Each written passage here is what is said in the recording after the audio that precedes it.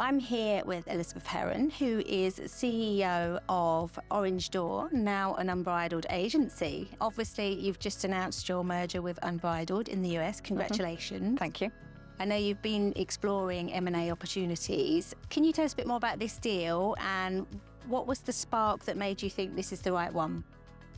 Everyone's very interested in the deal. And there's a lot of talk about the monies, and there's a lot of talk about the fact that there were 3, 4, 5 mergers in that week, some really big ones. And I think my story, our story with Unbridled is just completely different. It's a merger of like-minded people. I had been exploring mergers and acquisitions with several of the big companies. A lot of them excited me, but there was always that niggle inside that what you've created, that essence of OrangeDoor, would get dissolved. I was very keen that the team had very clear structure and pathway and opportunity. And I had built such a strong team up that I didn't want to see that team dissipated. I saw conversations around losing our marketing team, losing our finance team, merging with HR, looking for those economies of scale, which is why a lot of people do the merger. And it became very clear to me that isn't what I wanted. It wasn't what I wanted. It was just like a lightning bolt that hit me, that this isn't what I wanted. I wanted to do something different. I wanted to try, and everything that I had stood for with my sustainability, my B Corp, the person that we were as a company, I wanted it to try and remain intact as much as I could.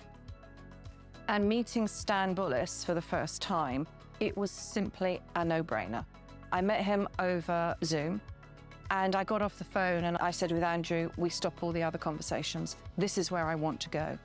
The value mindset of Unbridled, what they have achieved both in creativity and innovation and the most incredible events, plus doing the right thing and the good thing for business was what I wanted.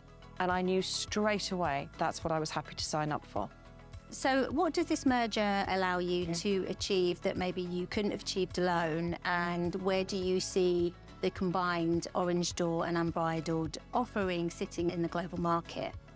I think a lot of us sitting in agencies in Europe recognize the size of the market over in the US. And we've recognized that in order to tap that market and to work in it correctly, with all the regulations around working in the US market, we needed a footprint over there. And that wasn't the main reason for the deal, but it was a massive opportunity for us to suddenly have 4, 5 offices that we can utilize at any one time and to say that we have a full presence over there. But it also offered us an opportunity to scale and amplify everything that we already do. If you look at the way that we are set up and that Unbridled is set up, we mirror each other's offerings completely. With the exception of they have a tech stack that I could never have dreamed of. We always had to bring freelancers in to manage that because our team were usually quite stretched in those areas. When I think about their AI services and how they're working in innovation, we've just again amplified everything that we're doing. And I think about, and I keep talking about this one particular employee over there, he was head of creative for Cirque du Soleil.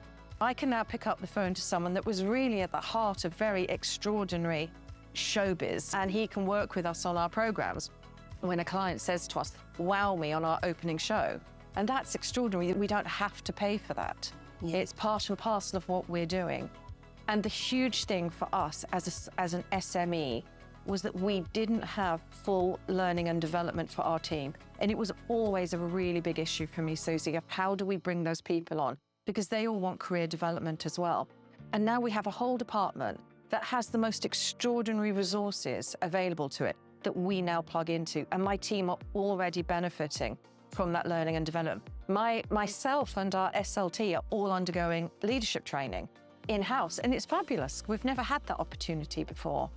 But we can now service a global market with ease, with absolute ease, and work around all the things that often were a little bit difficult for us. If we're all honest with ourselves, if you work in the European market and you've been trying to work in the US market. Yeah, definitely. Obviously, mergers aren't just about capabilities, they're also about the culture. Where do you see the sort of shared cultural DNA between OrangeDoor and Unbridled? Now, I know when we spoke around the announcement that you talked about that 60-20-20 model and about having shared values. Can you talk a little bit more about that? It's frankly quite freaky how similar we are. I've had 2 of the Unbridled team in the office today, and they just felt straight away at home. We're very like-minded people. The 20-20-60 split is something I could never have dreamt of. I'd never thought it up on my own. I know loads of companies that may give 1% or something like that.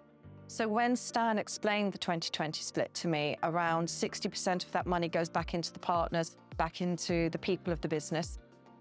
20% of that money goes back into the development of the business, our innovation, what we're going to do next, where we're going to go next. God forbid we ever need another war chest to get us through another COVID, that sort of thing. And then 20% of our money will go to human-based charities. And we in the European market will choose where that money goes. And it could go to a school in Uganda, or it could go to homelessness in London. But as a business, that's something you just don't see. You just don't see. And I think it is groundbreaking. And Stan says something which always blows me away every time he says it. And he turns around and he says, imagine if businesses did what government should. And while I have no intention of going into politics, I do feel that if people like OrangeDoor and Unbridled can stand up, other companies should try and stand up to and try and do better. What do you think's driving that consolidation, and where do you see agencies evolving over the next few years? Somebody interestingly said that there's a lot of industry leaders all of the same age at the moment, and we were all wondering what was the next step for us. I think that probably drives it a little bit, but I also think that there's safety in numbers. And I think in order for us to compete on the global markets, a lot of us needed to change the way we were.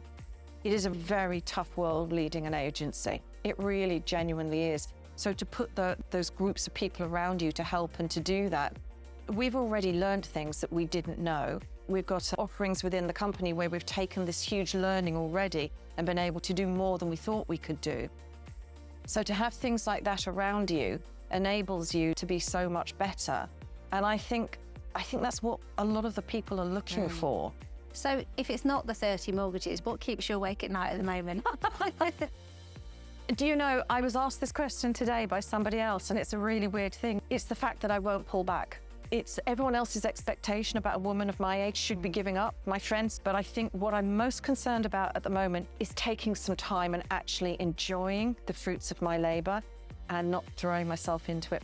I need to probably just pull back a little bit and start to enjoy life a little bit more. And last quick rapid fire. So can you name one book, one or podcast, or one leader you admire, and one habit you can't do without? Oh, goodness me. One habit I can't do without is double scrolling at night, watching the TV and scrolling at the same time. Really bad habit. It's a very bad habit, and I need to get rid of that. A podcast, not a podcast person. I listen to books, audiobooks when I have my downtime. And then I listened to Obvious Adams the other day, a book about marketing, which Sutherland recommended. And I thought, yeah, that's a really good book. And it's my intention to go buy it for everybody in my company at the moment because I thought it was so blimmin' obvious. I should have read it before. But yeah, that's what's going on at the moment in my head. Brilliant.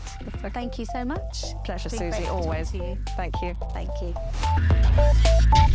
you.